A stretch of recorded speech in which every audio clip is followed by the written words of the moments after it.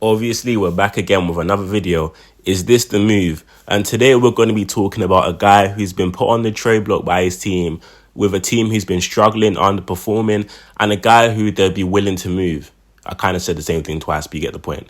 And that is Andrew Wiggins. Woo! This name right here divides opinion, not only between the fan base, I'm guessing, with the response to this video, but in my head, because I really don't know how to feel about this one. So who is Andrew Wiggins? Well, we all know who he was. He was touted to be one of the best prospects we've seen in a long time.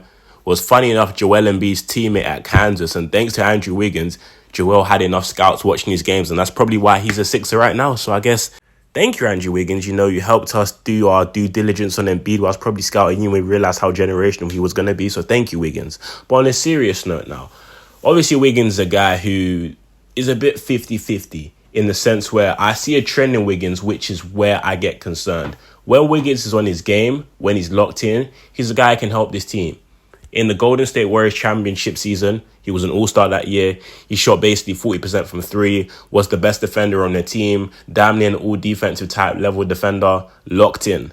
But there's another side to Andrew Wiggins, which is the unbothered side, lazy side, in which it's like, does this guy even want to play? And I feel like I see a trend. When Wiggins first came into the league, he was pretty decent. Then got comfortable, started to slack, and didn't necessarily develop the way the T-Wolves thought he would. Then contract year came up. Boom, Wiggins has that leap, averages 23 points a game, gets the max contract. And then guess what? He gets complacent again. And the T-Wolves go, you know what? We're not going to part with this. And they trade him to the Golden State Warriors and even attached a valuable first-round pick, which became the 7th overall pick, in which the Warriors took Jonathan Kuminga. So there's a trend, and it continues.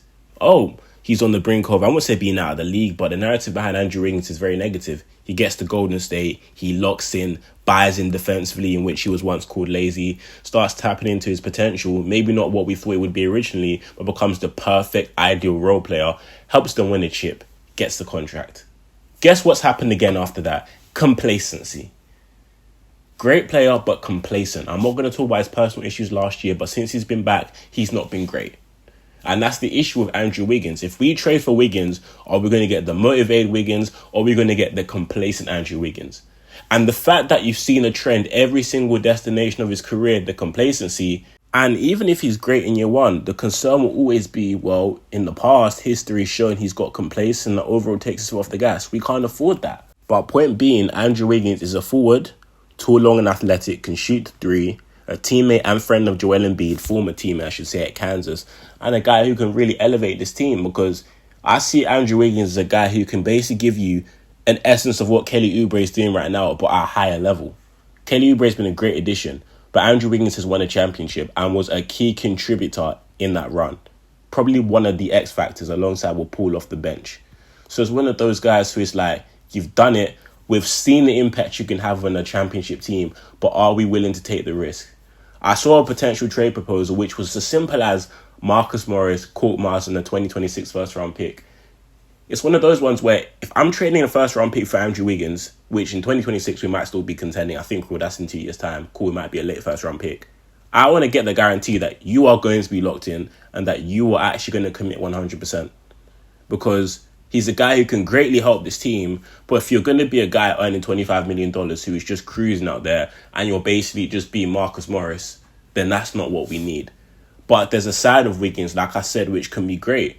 And I feel like there's a difference. I'm not saying Steve Kerr allowed rubbish or allowed nonsense or they enable Andrew Wiggins to slack, but that's not happening under Nick Nurse. If Wiggins takes his foot off the gas, not only will he lose minutes, I'm sure Nick Nurse will put him through hell in practice.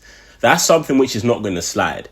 He's played with Joel Embiid. I'm sure Embiid will be able to hold him accountable. Patrick Beverley will not let that slide. The same way Andre Iguodala was that vet for Andrew Wiggins when he was on the Warriors, and now Iggy's gone, you're starting to see that kind of side to Wiggins, which is a bit, you're taking your foot off the pedal. That's not going to happen here. So I feel like that's one reason to be slightly higher and positive on the potential guy like Andrew Wiggins. And not only that, did I mention his skill set of being a cutter and a shooter, he's also a guy who has some self-creation. I feel like the third star thing is blown out of proportion because you don't need a third star. That is irrelevant. What you do need, in my opinion, is a guy who can step up when Embiid or Maxey's having an off night, or a night where Maxey's getting double because he's cooking, Joel's getting absolutely triple teamed, who's that guy who can step up and give you 20 a game? Andrew Wiggins can be that guy because he does have some self-creation to himself. In my opinion, we have a chance to model our team after the Denver Nuggets, and we're probably the only team alongside the Houston Rockets who probably can do that. Why? Not saying Sengun's on that level, but this is not Rocky's video. Embiid is a dominant big man who has become actually a very good passer. So you run your offense through your big. We have a 3-level scorer in Tyrese Maxey who is just elite at this point. Jamal Murray is that guy for the Nuggets. Now, what else do they have? Who is the X factors? They have Aaron Gordon and Michael Porter Jr. More so Michael Porter Jr. He's the guy who can step up and give you 20 and be a high-level three-point shooter. Could that be Tobias Harris? They then have a guy like Aaron Gordon, guard multiple positions, great cutter, provides floor spacing, and can give you 20. I feel like Andrew Wiggins can be that, but also a guy who can provide more instant offense for himself in the sense of self-creation and getting his own. So there's differences but similarities, but you want to ideally model yourself after that kind of model which the Denver Nuggets have built. And I feel like getting a guy like Wiggins for such players like Korkmaz and Morris in the first, that's if the Warriors would take that, would be something I look into. But then again, who's offering that much for Andrew Wiggins anyway? You're not going to get high-level players and multiple picks. Getting one first-round pick in the first place would be a good thing for Golden State because you're looking to build around Curry, stockpile the assets again, and see what you can do. But it's one of those ones where there's too many just red flags with this guy which concern me. But if we get the Wiggins in which we know can produce, this will be a great addition to this team because we already know what Nick Nurse can do with a long, athletic wings.